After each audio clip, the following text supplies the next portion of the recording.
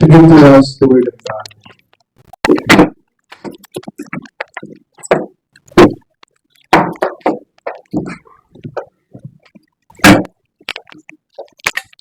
Amen.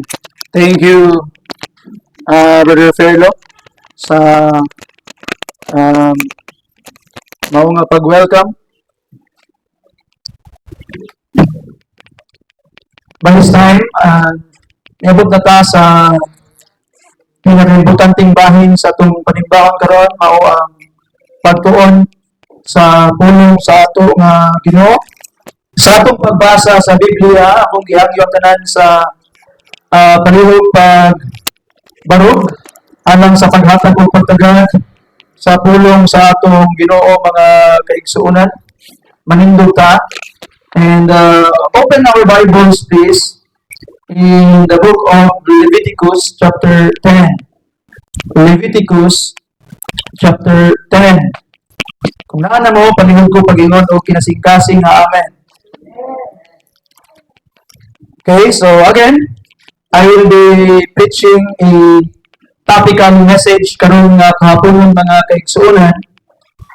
And we will just begin our study in the book of Leviticus chapter 1, paingon 10 verses 1, paingon sa verse 3. You're there, say amen. The Bible says, "And Nadab and Abihu, the sons of Aaron, took either of them his censer, and put fire therein, and put incense thereon, and offered strange fire before the Lord, which he commanded them not. And there went out fire from the Lord, and devoured them, and they died before the Lord. Then Moses said unto Aaron, This is it that the Lord spake, saying, I will be sanctified in them that come nigh me, and before all the people I will be glorified. And Aaron held his peace." Let's pray. Pagdalalo. Pagdalalo Ginoo sa Ginooang gihatag na panalangin. Tagay Ginoo Dios o kaalam saktan kami nagatuon sa imong pulong. Tagay grasya Ginoo ang imong alagad sa pagwali imong pulong Ginoo in a very special way. Ginoo namin Ginoo Dios kay wag gyud mabuhat Ginoo kung walay ka. In Jesus precious name ipangayon na mong tanan. Amen. Amen. Panulog ng lingkod ang tanan. Okay, lingkod ta. Worship that God accepts. Worship that God accepts. That is the title of the message that we will be tackling karon nga takna sa kahaponon mga kaigsuonan. And our scripture reading, ato makita ang mga anak ni Aaron, the high priest, si Nadab o si Abihu, nga nagbuot sa ilang paghalad og incense, strange fire before the Lord, and they ended up being killed by God Himself. Now, more likely, kining mga tawhana, nahubog sila. Mao nang wala sila kabalo kung unsa ang pagsimba at this time. Mao nang digid pwede, digid mahimo nga mga lagad kas Ginoo nga nakainom pa ka. Wala pwede. Tanaw ni mga verse 9, "Do not drink wine or strong drink, nor thou nor thy sons with thee, when ye go into the tabernacle of the congregation, lest ye what? Die. It shall be statute forever throughout your generation." So ato makit-an mga kaigsuonan na mauna ang giingon sa Dios kang Aaron. If you would look at verse 8, "And the Lord spake unto Aaron." So, nag-ingon ang Ginoo kang Aaron nga ayaw gid mo pag-inom-inom og bino kung masulod mo sa tabernacle kay mga batay mo. So more likely, si Abihu o si Nadab mga kaigsuonan ato makit-an nga nakainom sila. Ay na sila nag-alagad sa tabernacle, and they did not know how to distinguish between the holy thing and the unholy thing, kaya nangaupog sila. And as a result, God killed them. So igsoon unsa man nato makita pinagi niini nga bersikulo, it means that God take seriously ang pagsimba sa iya. Dili pwede nga na-disrespect ang atong pagsimba o pagdayeg sa atong Ginoo. O kung tanawin mo, what happened in the Old Testament is an example for us according to Paul. In 1 Corinthians chapter 10 verse 11, mga kaigsuunan sa inyong mga Bible paliho, nagingon ang balaan nga kasulatan, now all these things happen unto them. Referring sa naitabo in the people in the wilderness. For examples, and they are written for our admonition upon whom the ends of the world are come. So ato makita mga kaigsuunan that those are our examples. And one of the examples that we must learn from is ang nagtabo mga Bible o kang native mga kaigsuunan. Because we are serving a holy God and He is holy, we must worship Him nga naapoy pagkabalaan, naapoy tinarong mga kaigsuunan nga dili lang basta-basta kay nakasimba, basta-basta kay kung unsay giganahan, maunay pagabuhaton, and it is very, very wrong.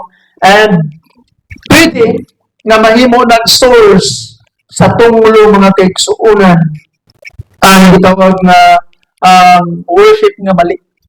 In 1 Peter chapter 1, open your Bibles there, verse 14 to 16, as obedient children, not fashioning yourselves according to the former lust in your ignorance. So mga kaigsuunan, dili na nato balikon pa ang atong mga karaang kinayahan.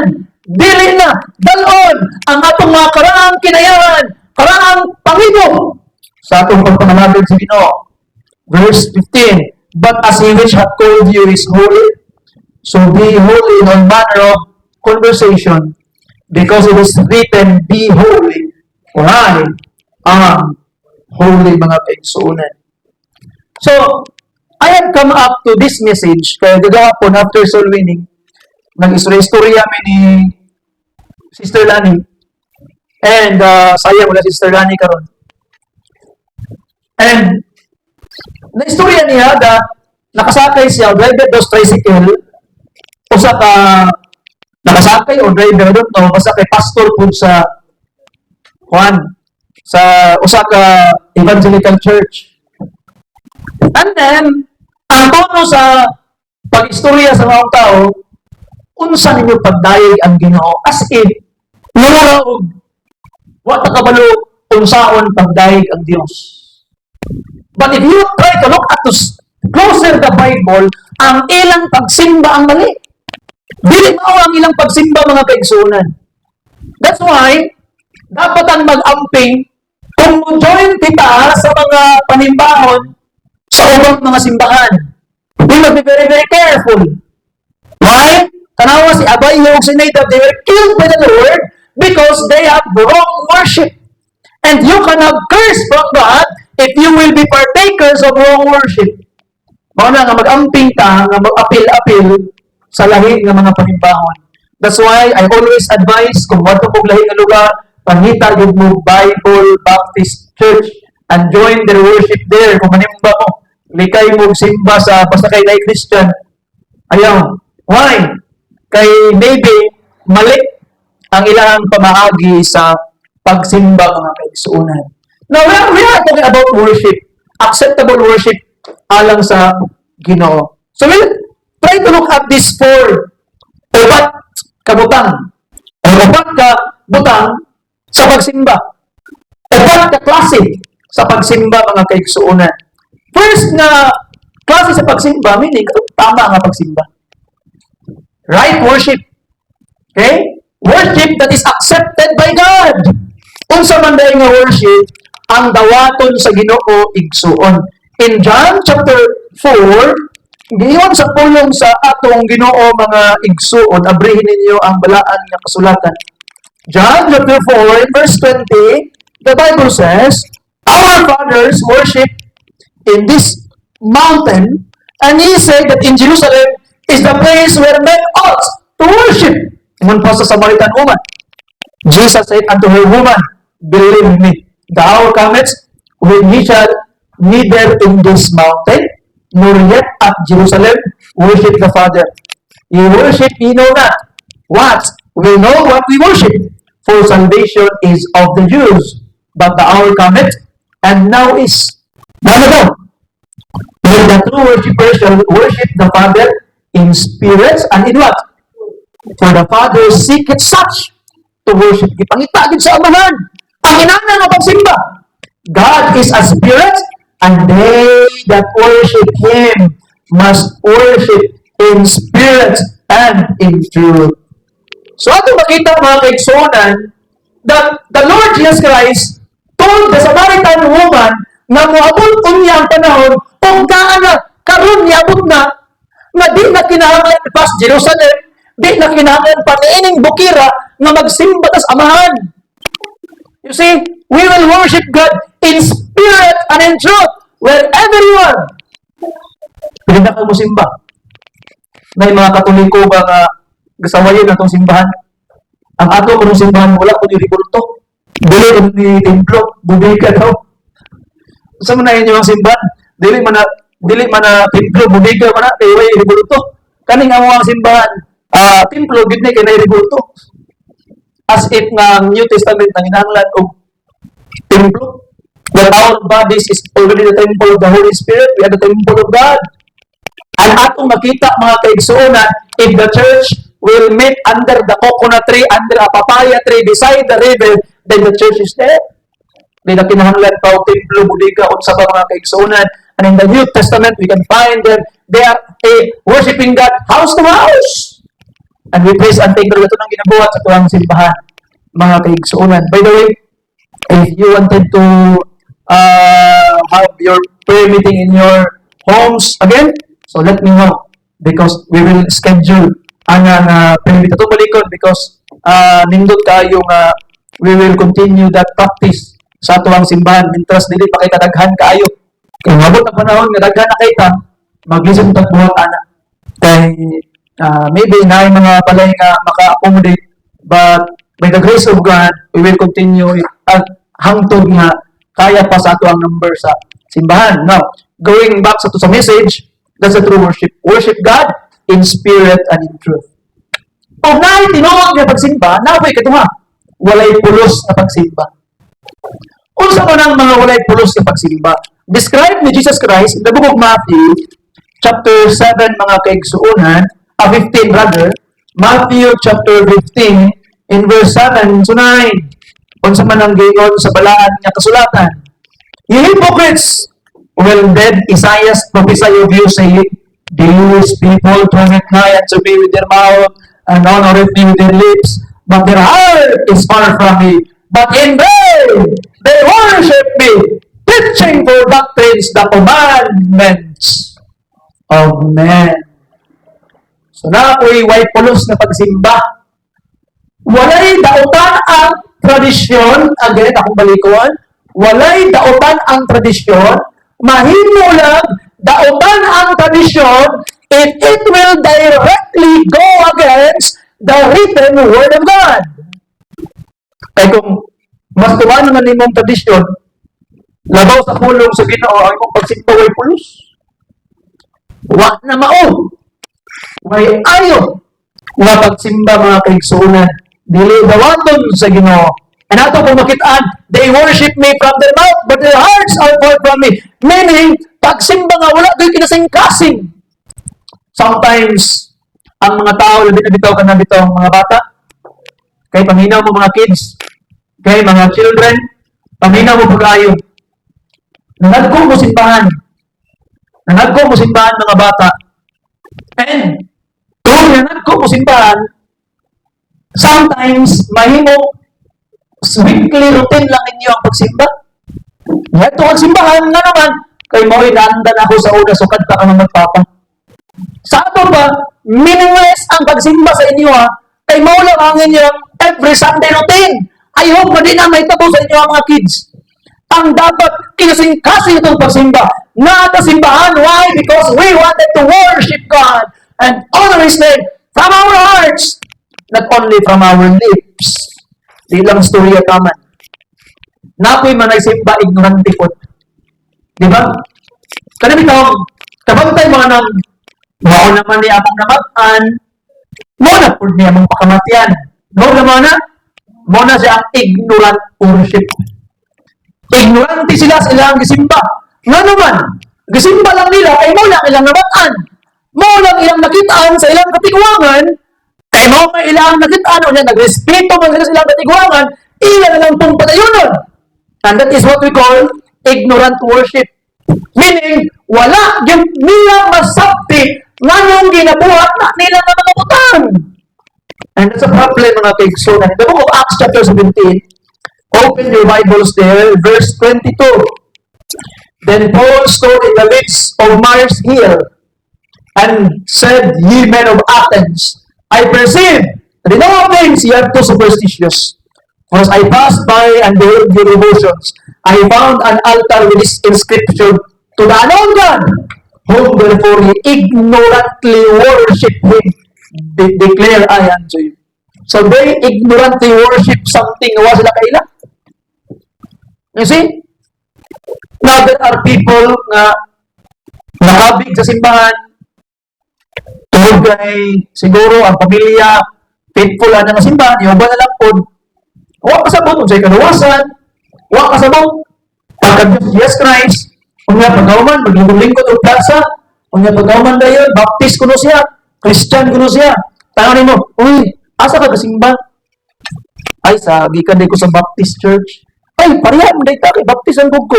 Ay, nanaman kita diri, ako mo rin ang ginabuhat. Nanaman ka diri, nakashare mo sa mga sa pulong sa Ginoo. So, ayaw kalain ha nga, ako lang na ipadayon. Pili ko mga tanan sa imawa. Kung sa may nasabtan mo sa maayong balita. Pag Baptist Christian, mo na ako ang gitawag na ginaunang pangutanan. Kung sa may nasabtan mo sa maayong balita, sa gospel, may tuhod kalawasan. Ang lang yun. Baptist ha? Sige, ako lang yun ang pangutanan.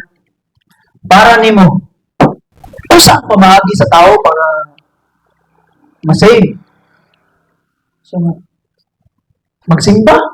Matawag na bagay. Mga lagad? Wala na bagay. Na-question bagay. Now, ako ngayon pumunta na. Lahat ako pumunta na kay para po diagnosis. Muna ang diagnosis part sa pagsamyaw. Ako na yun ang pangutana. Ito sa Bible, ang kita na magkasasala, kagaling mong verse, yung kita tanan, isip magkasasala, mga tubang sa Ginoo in the day of judgment. Isip magkasala, mga tubang sa Ginoo, sama ni mo, sama na ako. Kung karoon ni mo abot ng kamatayan. Karoon ni mo abot, human sa kamatayan paghukuman. Asa ka kapatulong? Ang abot ng putya. Ako lang sila pag-usap. Kaya nga naman, bisan pag-declare nga Baptist, sometimes ignorant worshipper. You see?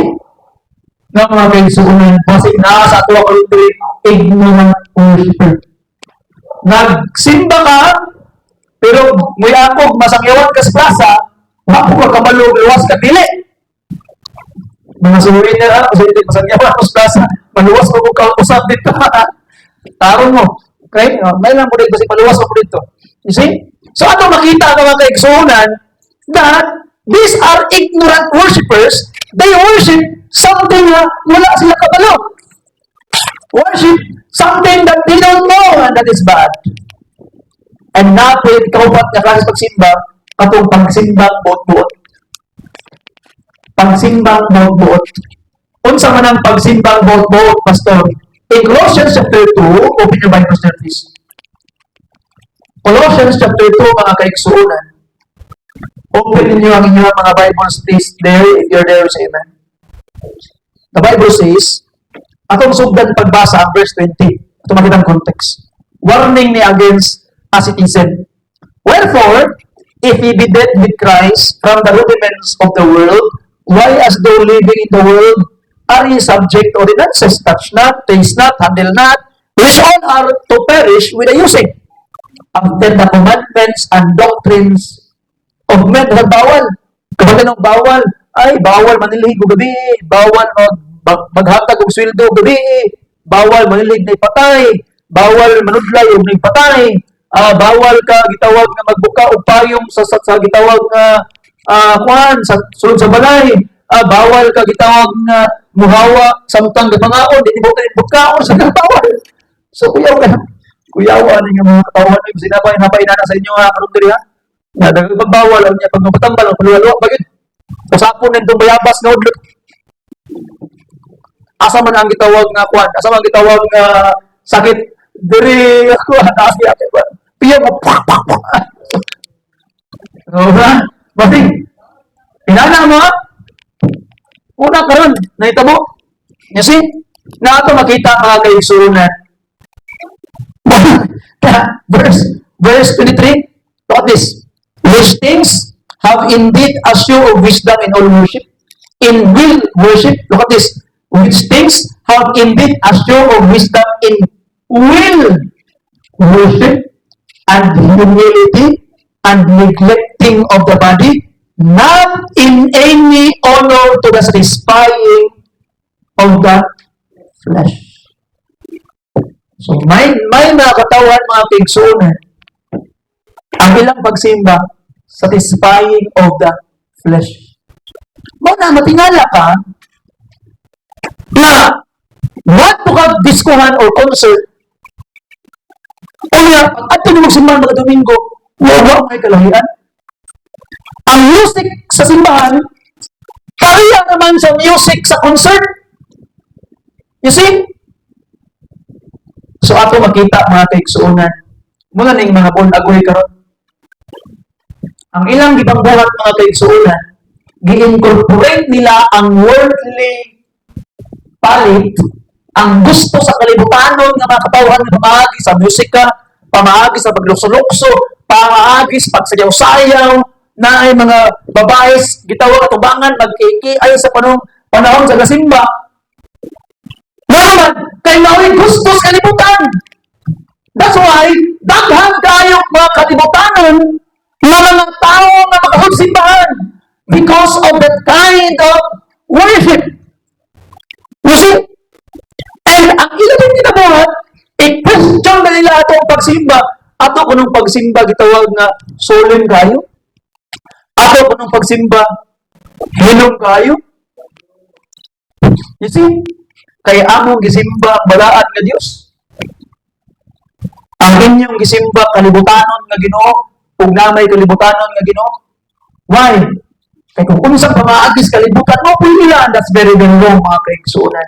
That is self-imposed will worship. Worship na bobot. Kung unsa ang gustos mo nun, kung unsa ang gustos mga katawan, hala mo ito'y gitawag na buhaton. Di ba? Kabantay ka nang masakay ka o buwan, masakay ka o jeep. Kunya ang music sa jeep kay tuk, tuk, tuk, tuk, tuk, tuk, tuk, tuk, tuk, tuk. Dilitin mo ni kayan. Saan pagpistuhanon ka? Marana ka. Muapel ka. Kunya, kilingin mo nga pag magliyok-liyok ka sa simba ito, nga magkanta na ganyan worship leader, kunya magkanaan na rin ka, muna iliyok sa spirit. Uyawan na mga diktasyon sa ato pas diskuhan ang espiritu nito. Kaya pag ato na mag-diskuhan, magkanaan ang mga ito, muto yung espiritu. Sa ato ba ang espiritu, manas diskuhan mo, o espiritu manas yung simbahan. Pag na kung dimalas mga kaigsunan. That's why we are very, very careful in our worship. We allow the Spirit to come, but we wanted the Holy Spirit, not the Spirit of the world, mga kaigsunan. Because if we will put worship na itong buot-buot din sa kalibutan, we are welcoming the Spirit of the world, not the Holy Spirit. You see? Ngayon, di mo nang ibutang gayod sa ibang nahanga mga kaigsunan. Now, atong balikon ang gatong true worship. Ano ito importante? Unsa ganitong true worship? Atong tama nga pagsimba mga kaigsuonan na ginaingon ni Jesus Christ in spirit and in truth. So in that context, atong makitaan nga gina-contrast ni Ginoong Hesus ang Old Testament worship o ang worship karon. Di ba, kung balikon ka niyan dyan, mga kaigsunan chapter 4, para inyo ang mas makita ang punto. Okay? John chapter 4, the Bible says, verse 22, you worship, you know not what? We know what we worship. We know what we worship, referring sa mga Jews. O kang Jesus Christ, for salvation is of the Jews. So meaning, gi-recognize ni Jesus Christ na tama puntong pagsimba sa mga Hudyo. But the hour cometh, and now is when true worshippers shall come, shall worship the Father in spirit and in truth. For the Father seeketh such to worship Him. Meaning, na ay bag-ong maabot nga klases pagsimba nga mo gusto sa amaan, worship in spirit and in truth. So, na contrast mga kaigsunan. Okay? Now, karon, unsa may meaning aning worship in spirit and in truth? O unsay kalahian sa worship in the Old Testament? Okay? So, first of all, in spirit. Unsa nang worship in spirit mga kaigsunan? So, nilaging worship in spirit, dapat daw sincere. Dapat daw tinug-anay. Nga pag-itawag nga pagsimba. Dapat daw naka-appeal din ang imong tibuok na pagkatao sa imong pagsimba. But mga kaigsunan, it falls short kung maulang na. Nga naman, do you think nga Old Testament worship, dili sila sincere? Sincere po sila. Do you think nga dito tinug-anay ilaha? Tinug-anay po ilaha. So, kung ang in spirit is sincero ka, tinug-anay, uban imong kasing-kasing, naman po kasing-kasing sincere ang butong Old Testament. So, wala kalahian. So, nga naman, nga nakaingon si Jesus Christ, nga spirit, unsa may gitawag meaning aning worship in spirit and in truth. So, we could say it is spiritual worship. Spiritual worship. Kay, kung imong tanahon ang Old Testament mga kaigsuunan, kung tanahon mo ang gitawag na Old Testament, di ba? Ang Old Testament way of worship, particular kaayo sa mga gamit. Dapat na sila sa tabernacle. Dapat na sila sa Jerusalem. Kung mag-ampo sila, dapat direction paingon sa templo. Dapat na ay lampstand, na ay clothing ang mga pare, na ay mga instrumento, na ay mga animal sacrifices. It is very, very physical. Makita kay nila ang ilang gitawag ginabuhat mga kaigsunan. But in our time today, we worship in spirits. Muna nga, wag na ginahanglan og dibulto sa atong gitawag nga pagsimba. We allow the Spirit to work in us because in the first place, we are the temple of the Holy Spirit. Kita ang templo sa Balaang Espiritu in 1 Corinthians chapter 3. Now, Ephesians chapter 2, open your Bibles there. Ephesians chapter 2, mga kaigsuunan, sa nag-iwan sa Balaan nga kasulatan in verse 19 to 22. The Bible says, now, therefore ye are no more strangers and foreigners, but fellow citizens with the saints and of the household of God, and are built upon the foundation of the apostles, prophets, Jesus Christ Himself being the chief cornerstone, in whom all the building fitly framed together groweth unto an holy temple in the Lord. Look at this. In whom we also are builded together for an what? Habitation of God through the Spirit. You see? So kita di ay ang katawan sa Dios nagkaiusa o ang atong panag-uban, ang atong panaghiusa mao'y mahimong habitation of God and in the Spirit. Nga bitaw na nakuha ang simbahan, walay panaghiusa, diligid, mupuyo ang balaang Espiritu. You see? So we need to be united mga kaigsuunan. And in our time today, every one of us are priests. Di na kinahanglan, nahimutana sa imo nga, namoy pare sa inyong simbahan. Kitang tanan pare. You see? Because all of us can bring offering to God, and that offering is the Lord Jesus Christ. All of us can pray for our brothers and sisters. All of us can mediate for them. So we are all priests. Manang baptist. Ang meaning sa priesthood of the believers. Ay, pare, kitang tanan, priest mga kaigsuunan. You see? And our prayers are sweet sa dito sa gitawag nga Ginoo mga kaigsuunan. That is how is worship in spirit. You see? Spiritual worship. Na we are not focusing on the things nga atong makita, but we are connecting to God through the Holy Spirit nga nagpuyo na sa ila ato kay kaniyadto in the Old Testament ang Holy Spirit dili gapuyo sa ilaha, ga-overshadow lang for some people, strengthening some people for some specific purpose, but sa ato karon gapuyog na siya. And siya na nagpuyog sa ato, we will allow Him to help us worship the Father. Tama. Ikaduha, worship in truth. What sa may meaning na worship in truth mga kaigsuunan? So dapat ang atong pagsimba sumala yun sa kamatuoran. See? Sumala yun sa tama mga kaigsuunan. Now, in contrast, sa Old Testament o sa New Testament, kay kamatuoran, it means na dili false tong false ang old, shadow siya. Anino siya nga nag-point kang Jesus Christ. So, ang atong gitawag na worship, di ba? In spirit and in truth, and worship the Father, wala nang napansin, involve ang Trinity. You worship the Father through the Spirit and in truth. In spirit and in truth. Now, one of the title of the Lord Jesus Christ is truth. I am the truth, the way, the truth, and the life. So dapat the focus of our worship is the truth, the Lord Jesus Christ. Because Old Testament things are shadows pointing to the flesh. Kaya sa matungod, the flesh is the Lord Jesus Christ, mga kaigsuunan. You see? So ang ato ang gitawag nga pagsimba, nakapunting og nagtudlo gyud kang Ginoong Hesus. Because all those things are symbols only. In Hebrews chapter 9, open your Bibles there please. Hebrews chapter 9, 8, verse 8 and verse 9, the Bible says, the Holy Spirit, this signifying that the way in the holiest of all was not yet made manifest, while as the first tabernacle was yet standing, which was a what? Figure for the time then present, in which were offered both gift and sacrifices that could not make him that did the service perfect as pertaining to the conscience.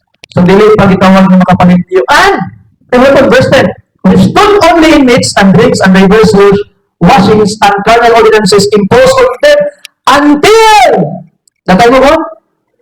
Reformation. Mga sa mga Old Testament things like, chapter 10 verse 1, for the law having a shadow of good things to come, and not the very image of things can never, with those sacrifices which they offer year by year, continually make the comers thereunto perfect. So shadows siya. Colossians 2:16-17. Open your Bibles there. Colossians 2:16-17. The Bible says, let no man therefore judge you in meat or in drink or in respect of an holiday or of a new moon or of a Sabbath day. Unang-ulangan dito musugod nga i-judge tas mga Sabadista o kay Sabado. Ano ba? Which are the shadow of things to come. But the body is what? Of Christ. So the focus of our worship is the Lord Jesus Christ. Mauna, sa pagsimba mga kaigsunan, inuwi ito sa muna-muna.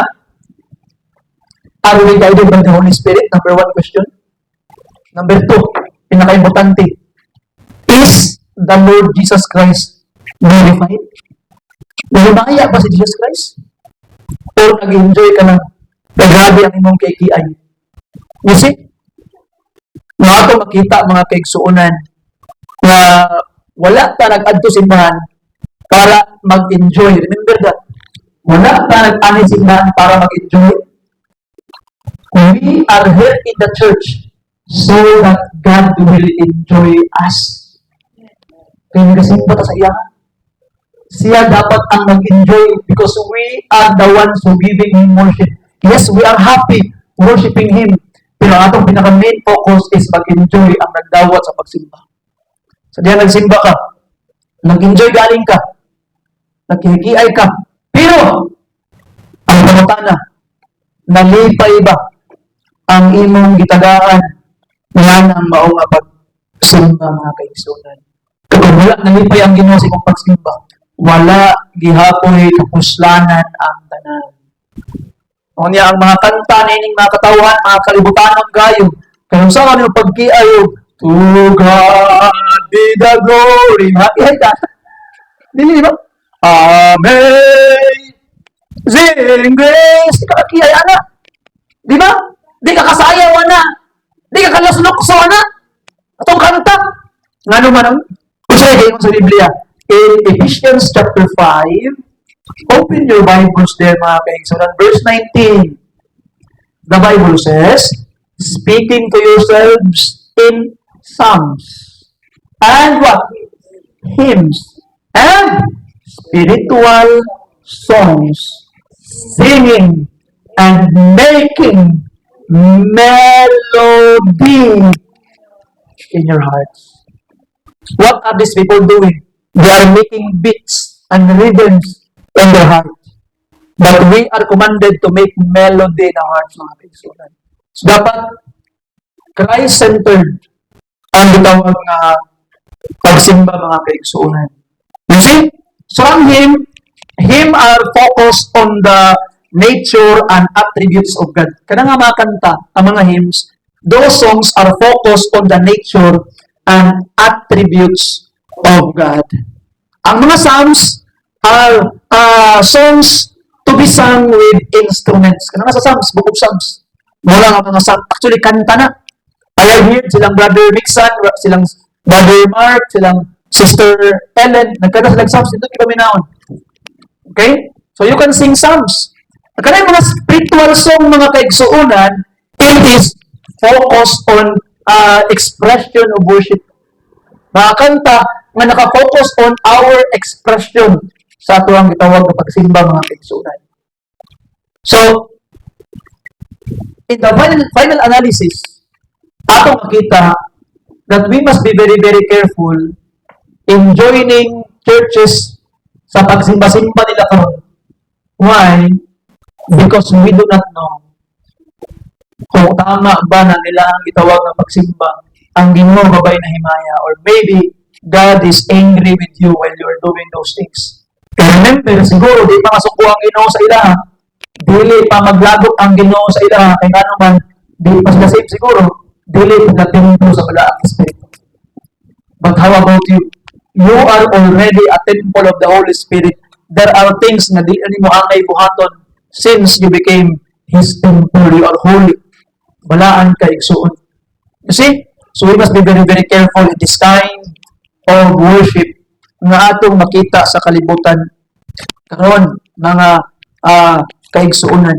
Kana ay pagsimba nga mali, nga ay pagsimba nga tama.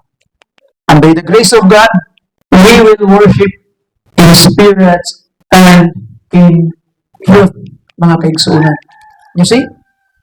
Kawalo ka, emotions, dili man gitawag na, kung dili man gitawag na, kung ba nila patay, kung ba itong pagsimba? Of course, no.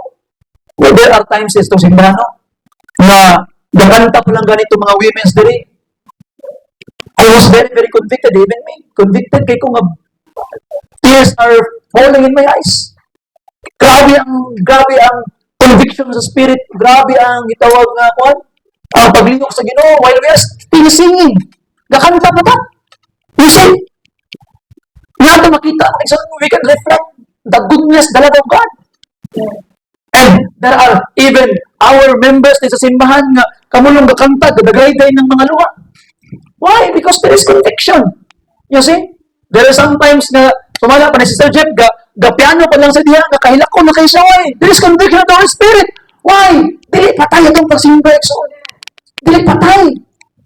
You see? Basta kay we allow the Spirit to work. Ayaw punggi. If God is working, ayaw punggi, mga kaigsunan. Allow Him to work sa imong gitawag na kinabuhi. And we praise and thank the Lord. We still worship God in spirit and in truth. Ano yung panidugan tanan? Mag-pray kita. Father in heaven, salamat din mo sa imong kain. Salamat, Lord, sa imong gihatag na kadaugan to remind us nga naday tama ang pagsimba din ng Diyos. Kung hindi ang yan nga among basta-bastahon ang among pagsimba, kang mahimo na kini nga makahatag o kaligot-got kanimo, sabas na itabog kang naidab o kang abayo mo Ginoo that you have destroyed them while they are doing such wrong worship. Panginoong Diyos, help us to worship you truly in spirits and in truth. Na maghatag yung Diyos o panalangin o kadaugan Diyos sa ang pagdahig, pagsimba kanimo. We wanted to focus our worship in the Lord Jesus Christ. We wanted to glorify and magnify the name of Christ sa mga kinabuhi ng Diyos. So help us to really worship you sa tama ang Diyos ni pamaagi. Thank you, Ginoo, kay matubag ka sa mga paghangyo, masauluan sa mga sala. Ikaw Ginoo ang ipangayo sa ngalan ng Jesus. Huwag mong manluluwas. Amen. Amen. Thank you and God bless you. If you wanted to talk to God, you can pray and kneel down somewhere. Istoryahan ang Ginoo. Okay, and afterwards, akong gihangyo si Brother Ferlo to please come and close us in prayer.